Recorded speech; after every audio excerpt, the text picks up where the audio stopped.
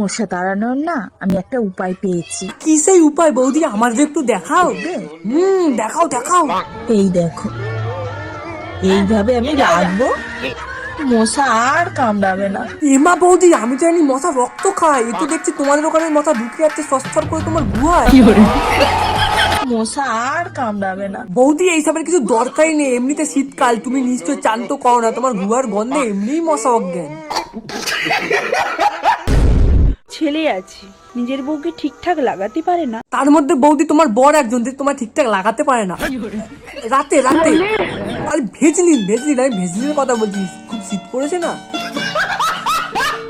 বিয়ে তো আমি করলেই করতে পারি, তো যাও বিয়ে করো, কে বারণ করেছে তোমায়? সুন্দর সুন্দর দেখতে, ভালো স্বভাবের, রান্না করতে পারে, ঘরের কাজ করতে পারে, এমন কোনো ছেলে পাচ্ছি না। দিদি, তার ছেলে যদি ঘর মোছে, কাপড় কাচে, সংসার সামলায়, তা তুমি কি করবে? ইনস্টাগ্রামে গিয়ে পোদ নাচাবে?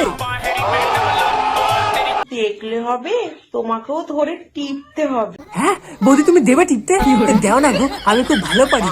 পেপার পরেই তো বকা খাবে, ও তোমারটাও দেবে? দাও দাও দাও, খুব মজা আসবে। মা বলবে সারাদিন ফোন টেপা।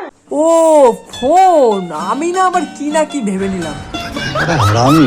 কি বলবো, যাই হোক। এখন ইগনোর করছিস কর, কিন্তু একটা কথা মাথায় রাখিস, পরে আবার প্রয়োজন পড়বে না তো। আরে না গো মামনি, আমাদের এই হাত আছে। চুপ।